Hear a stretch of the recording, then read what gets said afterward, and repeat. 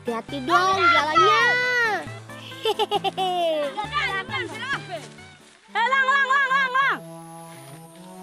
Lang. Kayak miri ya di. Wah, ini ali safe. Ayah. Di makanya di nama suratan deh. Oh, wah, bantak mati tafilifu. Tapa. Wih, banyak sekali nih buah kemirinya. Tenang saja, buah yang jatuh dari pohon liar di hutan bisa dimanfaatkan oleh siapapun kok. Kecuali kalau mengambil milik orang lain. Wah, itu mah mencuri namanya. Gak boleh ya teman. Tidak sulit kau mencari biji kemiri. Karena pohonnya banyak di kampungku. Sayangnya dia hanya berbuah 1 kali saja dalam setahun. Kemiri sangat populer sebagai salah satu rempah yang banyak digunakan di dalam masakan Indonesia. Padahal bijinya yang mengandung minyak juga bisa dimanfaatkan sebagai bahan alternatif pembakaran. Gak percaya? Yuk, ikutin kita terus dong.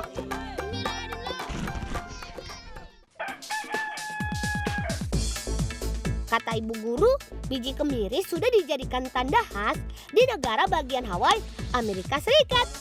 Konon, negara bagian Hawaii yang indah akan laut dan kehidupan tradisionalnya itu dulu memanfaatkan biji kemiri sebagai bahan baku penerangan. Kok sama ya dengan di desaku? Kakek selalu menyiapkan paduk atau lilin kemiri di dalam rumah. Gunanya untuk berjaga-jaga saat listrik mati. Kakek yang mengajariku untuk paham membuatnya. Mudah saja kok. Tinggal pecahkan saja kemirinya, lalu ambil bagian dalamnya yang memiliki kandungan minyak. Kalau sudah, tinggal siapkan kapas putih yang sudah dipisahkan dari biji-biji hitam di dalamnya ya. Biar lembut dan mudah dibentuknya. Jangan lupa untuk menyiapkan batang bambu sebagai tiang utamanya. Nah, kalau semua bahan sudah siap, tumbuk dulu kemirinya sampai halus hingga mengeluarkan minyak alaminya ya. Tuh, jadi mirip adonan kue kan? Nah, kalau sudah cukup licin, baru deh masukkan kapasnya.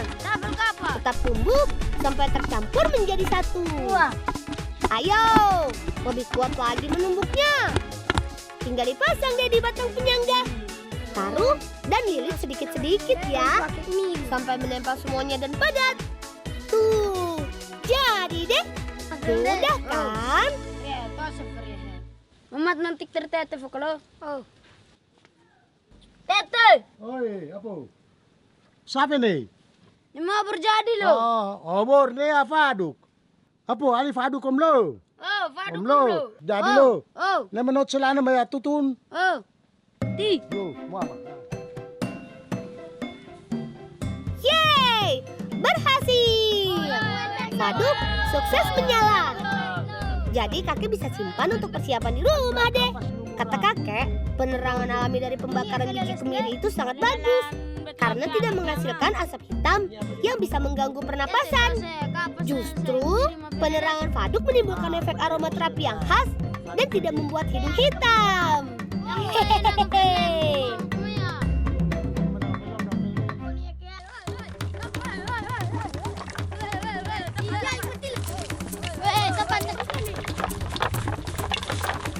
Sini siapa ya? Nak kenal laki ni ya. Dua cina. Oh. Kini saatnya mengambil sisa hasil panen di kebun. Supaya kebun bisa dipersiapkan lagi untuk ditanami. Nyalik mempote. Nah, ini namanya buah kumbili. Atau umbi kentang. Nyali. Iya, bentuknya mirip sekali dengan kentang kan? Makanya sebagian dari kami juga menyebutnya dengan kentang hutan. Di daerah lain, umbi-umbian yang juga disebut kumbili ini sudah menjadi salah satu makanan pokok sehari-hari. Memang tidak susah memanennya. Sama saja seperti umbi lainnya yang hidup di dalam tanah. Tapi, kalau sudah musim kemarau seperti ini, waduh, susah sekali menemukannya. Karena daun dan batangnya sudah layu dan tak terlihat lagi. Tapi di desaku banyak yang menanamnya untuk dijadikan hidangan rumah yang nikmat. Bahkan sampai dijual untuk dijadikan penghasilan tambahan, teman. Yuk, sudah cukup nih. Mari kita cari buah kenari.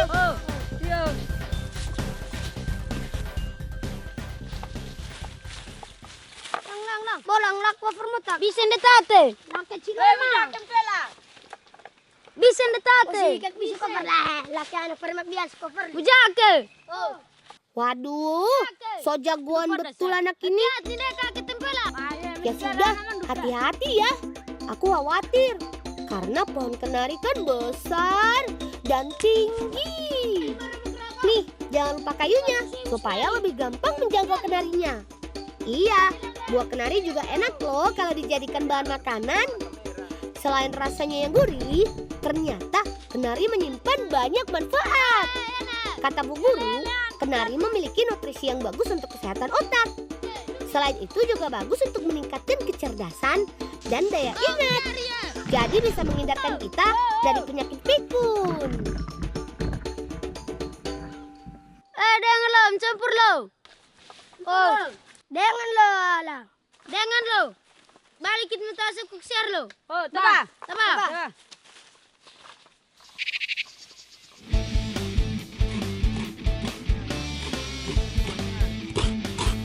Kalau soal meracik hasil kebun, sudah pasti Mama jagonya. Mama akan membuat menu istimewa untuk makan siang kita nih. Baru saja kubawakan kumbili, dia sudah bisa menyiapkan untuk mengolahnya menjadi kue bakar alias lele. Kue khas lele biasanya terbuat dari tepung singkong. Tapi di sini kami membuatnya juga dengan kumbili. Cukup diserut saja seperti ini tanpa perlu diparut. Hingga campurkan semua bahan ke dalamnya. Ada gula, ada kenari, dan kelapa parut. Lalu siap untuk diaduk rata. Meski sederhana, tapi membungkusnya tidak semudah kelihatannya loh. Masukkan dulu daun pisang ke dalam batok kelapa. Lalu, masukkan sedikit adonannya ke dalam. Selanjutnya masukkan kacang merah dan buah kersen. Kemudian, tutup lagi dengan adonan. Nah, ulangi terus sampai batok kelapa penuh ya. Kita juga bisa mengganti kacang merah dengan yang lainnya. Sesuai selera kita loh, teman. Kalau sudah siap, tinggal siapkan batu panasnya nih. Iya, kita hanya bisa memasaknya dengan bakar batu. Hati-hati, hanya dengan pengawasan orang dewasa, bakar batu ini bisa dilakukan, teman. Karena kita harus menyiapkan batunya sampai membara terlebih dahulu.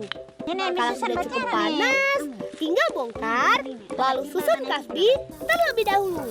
Baru adonan lele di atasnya, supaya tidak gosong. Ayo, cepat. Jangan sampai bara apinya habis, bisa gagal nanti. Dan terakhir, tutup kembali dengan daun dan sisa bara api di atasnya. Sabar ya teman, tunggu dulu oven tradisional ini bekerja, baru kita bisa ambil hasilnya nih. Sudah mulai wangi. Mari kita bongkar teman. Wih, harus cepat ya. Wah, singkong pun sudah matang. Itu tandanya lele kumbili sudah siap untuk dimakan. Yeay! Nanas sudah selera makanku nih. Nih, lihat. Kalian mau tidak? Kumbili kenari kacang merah memang paling sedap deh. Nanam desa.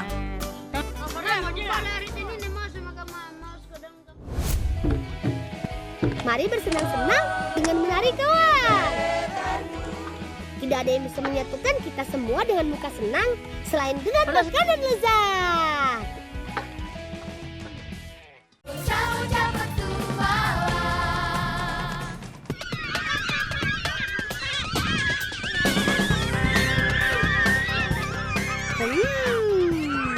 Berani mencuri anak elangku, akan kuterkam kau. Pegang erat ya anak-anakku. Serang! Cepat sekali mereka berlari. Ayo, mau berlari kemana kalian?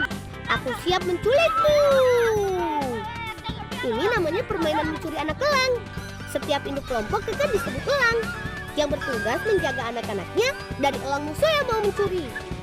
Sang elang harus pintar mengendalikan gerakan agar anak-anaknya bisa tetap aman. Kalau salah bergerak, barisan bisa bubar dan anak-anak bisa diculik. Siapa yang anak elangnya habis duluan, dia akan mendapat hukumannya nih. Yeay, kena lagi.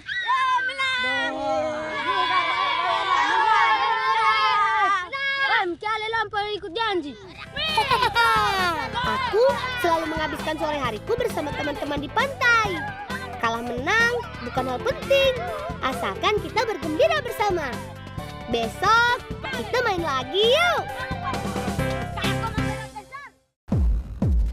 Thomas, bolangnya.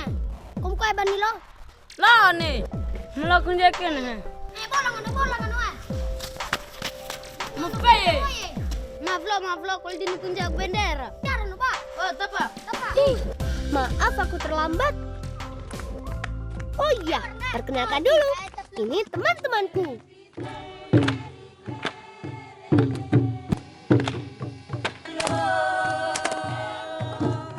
Ini namanya Thomas, yang paling tua di antara kami semua. Meski terlihat galak, tapi dia hatinya baik. Tuh si Fernel. Kalau ini rival, hobinya memanjat. Tas kecilnya kalau dibuka akan penuh buah hutan. Untuk perbekalan katanya. Yang pakai ketapel itu namanya Alan. Paling pintar dan gesit. Nenek moyangku seorang pelaut. Iya, itulah leluhurku. Datang dari penjuru lain dan berkumpul di satu tanah yang kami sebut Negeri Sang Liatdol. Sama seperti lirik lagu yang diperdendangkan, cerita ini lahir dari kakek terdahulu yang menyiapkan kehidupan baru kami di sini. Belajar mengembangkan lahan dengan berladang untuk bisa dibagi kepada siapa saja yang datang. Meski begitu, kami tetaplah Indonesia, di mana merah putih tetap berkibar sebagai penanda kesatuan bangsa Indonesia.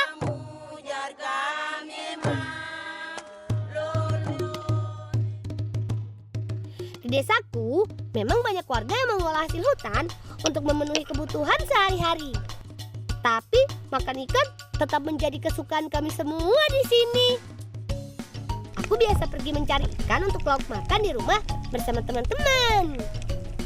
Mengandalkan kacamata dan bilah besi penembak, kami siap memolo ikan. Molo ikan atau berburu dengan cara menyelam itu gampang-gampang susah, teman. Apalagi kalau perginya bersamaan.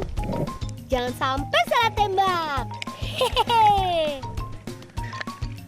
Nah, ini ikan pertama kami. Kebanyakan ikan-ikan ini terperangkap pada saat proses pasang surut air laut terjadi di pantai. Beberapa terperosok di dalam batu sampai tak bisa kembali saat air menipis. Itulah saat yang tepat untuk menembaknya. Yeha, ikannya dapat banyak nih. Ayo, kita bawa pulang, teman. Mama pasti senang nih.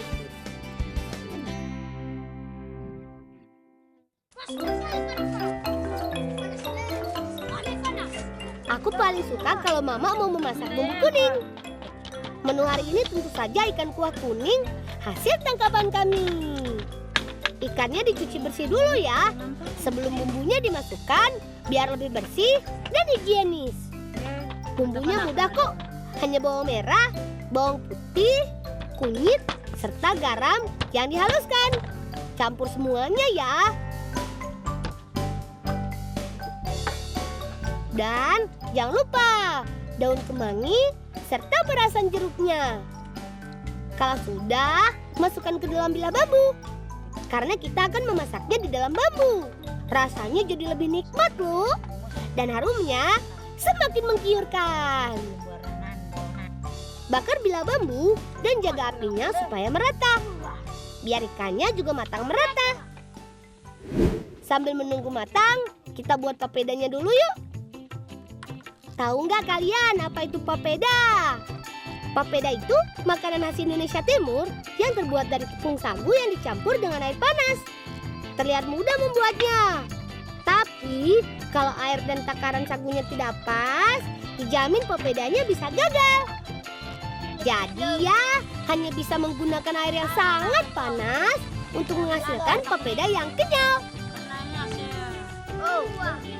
Wih, ikannya sudah matang. Ayo kita makan. Ini nih si ikan kuah kuning dan papedanya. Ikan segar ditambah bumbu yang nikmat, semakin lezat. Kalau mampir ke Kepulauan Tanimbar, kalian wajib deh mencobanya. Asam pedas dengan kuah panasnya. Jadinya ingin makan terus. Hehehe.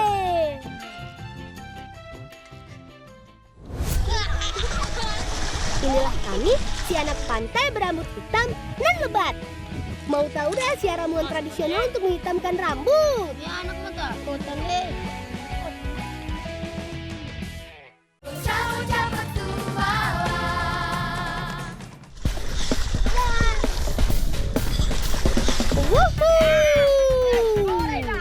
Siapa mau ikut mandi di laut?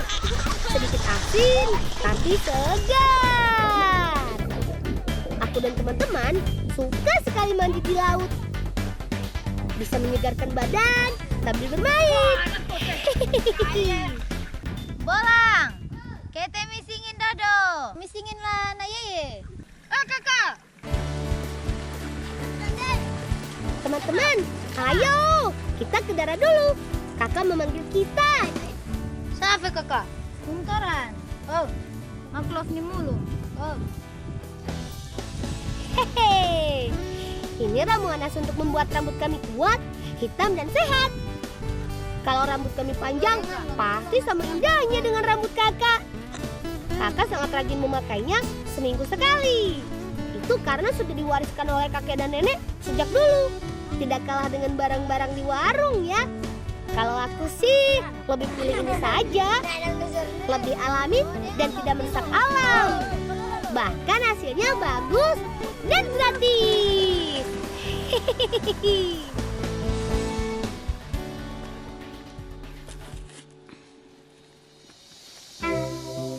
Taminya kamu. Apa mau buat sore mbak? Kete. Ali, Tafuari man mangre. Ali safa ma to cebas. Kita miaba sini lo bisa pakai. Nalamnya. Teman, jangan buang kulit pisang sembarangan ya. Karena kulit pisang sebenarnya masih bisa kita manfaatkan loh. Lantim peye. Nafuario. Tafai kana Udah mana fuari? Mau di kulitnya mana fuari? Inilah kearifan lokal desa kami yang harus dijaga. Membuat sesuatu dari bahan alami yang berguna untuk kesehatan dan hal lainnya. Kailang lah, malaya na musape. Ka, fundere wa berari adine. Fai ma fensafim, lara tek munta. Apa? Kulit pisang kering ini masih bisa dimanfaatkan untuk kesehatan rambut.